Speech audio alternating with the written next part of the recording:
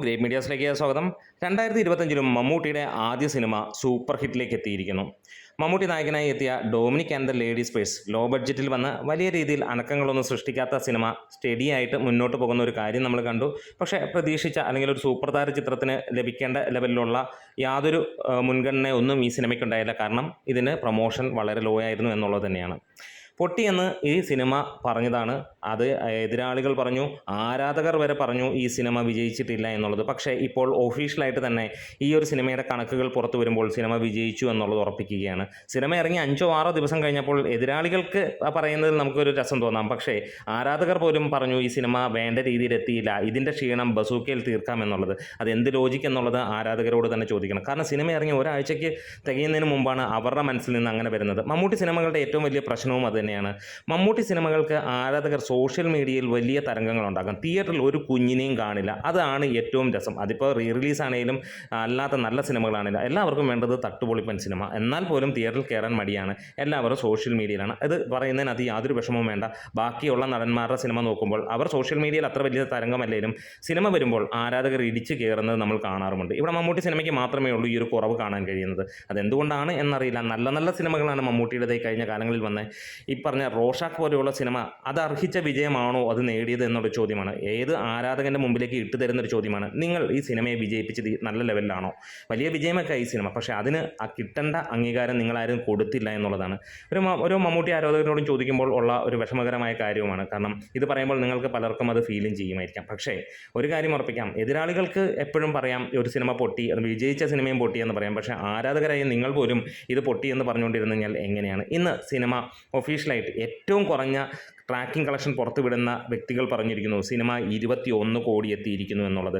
ഒഫീഷ്യലായിട്ടുള്ള കണക്കുകളൊന്നും ഇതുവരെ പുറത്തു വന്നില്ല. നമുക്ക് അല്ലാത്ത ട്രാക്കേഴ്സിൽ നിന്നും അല്ലാതെ സാധാരണഗതിയിൽ ചിന്തിക്കുമ്പോൾ സിനിമ 26 കോടി കടന്നതായിട്ട് തന്നെ കാണാൻ കഴിയുന്നു. GCCയിൽ നിന്ന് സിനിമ 15 കോടിയിലേക്ക് എത്തുകയാണ്. ഏറെക്കുറെ 13 കോടിയിലേക്ക് എത്തി എന്നുള്ളത് തന്നെയാണ് അറിയാൻ കഴിയുന്നത്. റെസ്റ്റ് ഓഫ് ഇന്ത്യയിൽ നിന്ന് സിനിമ 2 കോടിക്ക് മുകളിലേക്ക്, കേരളത്തിൽ നിന്ന് സിനിമ 10.5 കോടിക്ക് മുകളിലേക്ക് എത്തിയിരിക്കുന്നു. 11 കോടി കഴിഞ്ഞു എന്നുള്ളത് തന്നെയാണ് അറിയാൻ കഴിഞ്ഞിരിക്കുന്നത്. ഇതൊക്കെ ഏറ്റവും ലോവസ്റ്റ് ആയിട്ടുള്ള ലെവലിൽ നമ്മൾ എടുത്തിരിക്കുന്ന കണക്കുകളാണ്. അങ്ങനെ നോക്കുമ്പോഴും സിനിമ 25 കോടിക്ക് മുകളിലേക്ക്. പക്ഷേ ഒരു മമ്മൂട്ടി ആരാധകനും ഒരു കോൺഫിഡൻസും ഇല്ല. സോഷ്യൽ മീഡിയയിൽ പരാജയമാണെന്ന് പരത്തുന്നു അല്ലെങ്കിൽ അങ്ങനെ പറയുന്നത് തന്നെ ഭൂരിഭാഗവും മമ്മൂട്ടി ആരാധകർ തന്നെയാണ്. എതിരാളികളെ വിട്ടേക്കുക, കാരണം അവരുടെ സ്ഥിരം തൊഴിൽ അത് തന്നെയാണ് എന്നുള്ളതും. എന്താണേലും എല്ലാവരെയും തകടം മറിച്ചുകൊണ്ട് തന്നെ മമ്മൂട്ടിക്ക് ആദ്യ സൂപ്പർ ഹിറ്റല്ല സൂപ്പർ ഹിറ്റിലേക്ക് എത്തിയിരിക്കുന്നു.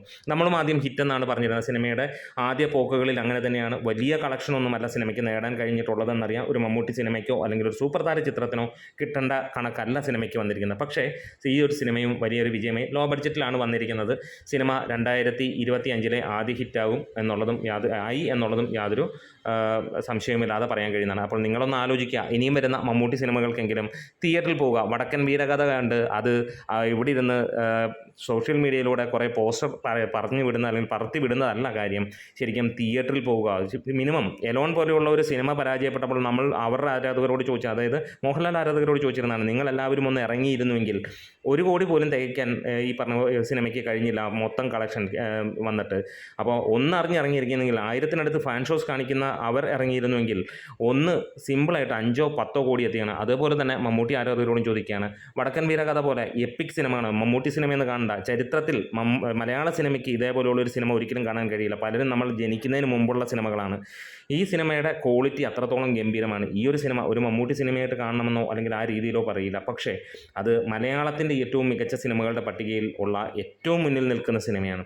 അത് നിങ്ങൾക്ക് തിയേറ്ററിൽ പോയി കാണാം. തീർച്ചയായും കാണണം എന്ന് പറയുകയാണ്. വേറൊന്നുമല്ല, അങ്ങനെയെങ്കിലും ഒരു കാര്യം മനസ്സിലാക്കുക, ഇത് നമ്മൾ തിയേറ്ററിൽ പോയി കണ്ടാലേ സിനിമകൾ വിജയിക്കുകയുള്ളതാണ്. ഈ പറയുന്നതിന് അതിൽ വിഷമവുമുണ്ട്, ഒപ്പം അമർഷവുമുണ്ട് എന്ന് കൂട്ടിക്കൊള്ളുക. കാരണം ഒരുപാട് സിനിമകൾ ഇറങ്ങുമ്പോൾ ഈ പറഞ്ഞ ഫാൻസിൽ നിന്ന് വളരെ കുറച്ച് പേരൊക്കെ പോയി കാണും, അല്ലെങ്കിൽ വളരെ കൂടുതൽ പേര് പോകുന്നുണ്ടെങ്കിലും മുഴുവൻ മമ്മൂട്ടി ഫാൻസും കാണുന്നില്ല എന്നുള്ളത് തന്നെയാണ്.